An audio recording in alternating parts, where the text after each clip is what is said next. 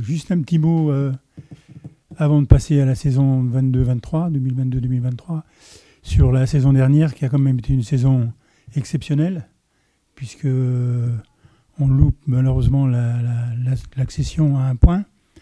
On va en demi-finale de Coupe de France, donc saison excellente, sous tout rapport.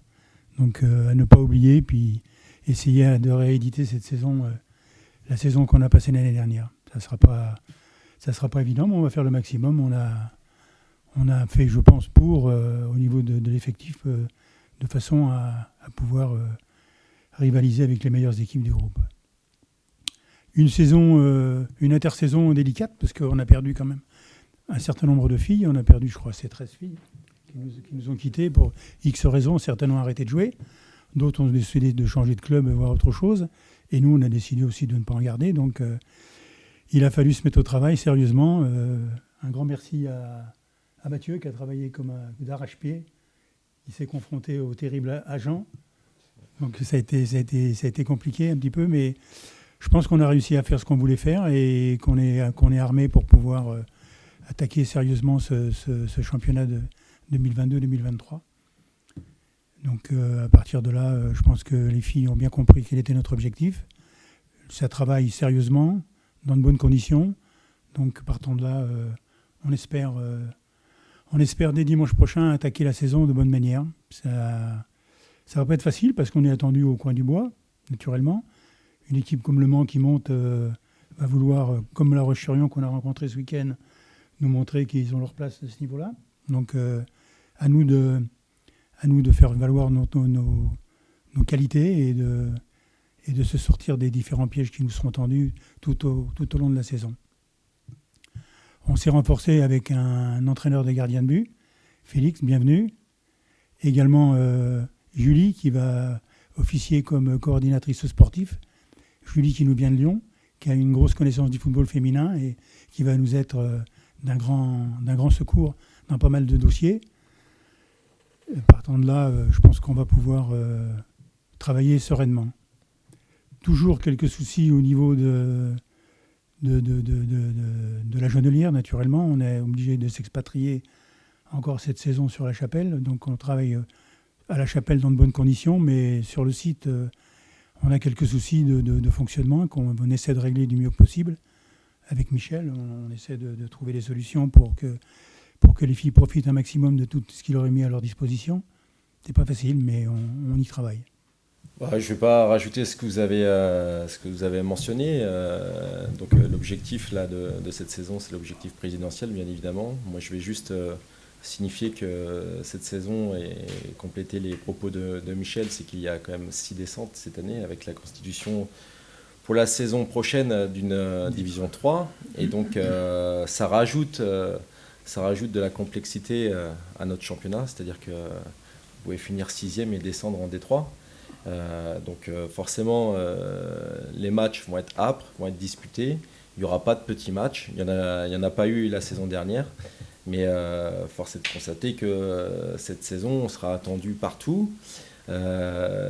Toutes les équipes vont jouer leur va-tout forcément pour soit atteindre le maintien le plus rapidement possible, ou soit accéder à la division 1.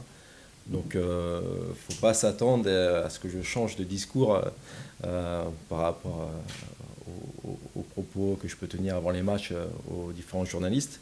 C'est-à-dire qu'effectivement, chaque match sera compliqué et l'accession sera un dur combat, dans la mesure aussi où il y a des équipes qui ont annoncé clairement ce qu'ils voulaient jouer. Un club comme Lille a déclaré haut et fort qu'il voulait rejoindre la division 1. Un club comme Metz a aussi des prétentions. Ici, qui redescend de division 1, aura à cœur de bien figurer dans ce nouveau championnat de D2. Et après, il y a des outsiders et des équipes qui travaillent bien. Je pense notamment à Strasbourg, qui n'a pas fait de bruit la saison dernière et qui a une très bonne organisation défensive et qui ça sera très compliqué à jouer. Voilà, donc je ne vais pas citer toutes les équipes, mais ceci étant, voilà, je maintiens ce que je dis, c'est que championnat difficile. Le maintien en priorité forcément, mais quand on est nantais, parler de maintien, c'est pas faire preuve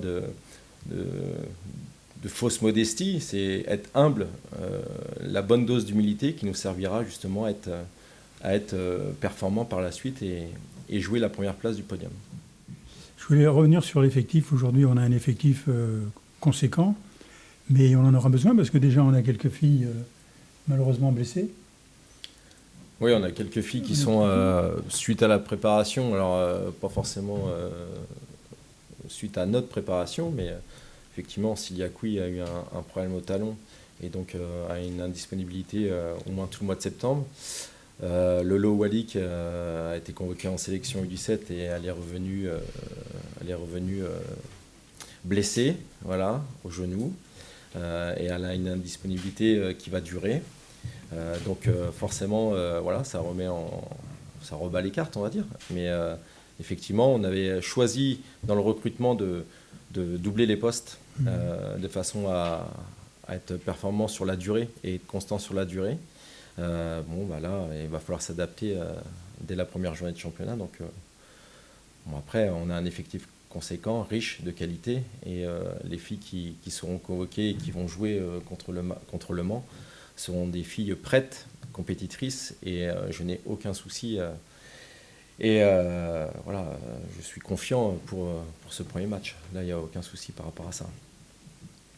Sur une belle pelouse, peut-être. Apparemment, tu l'as vu, toi, depuis? Ouais.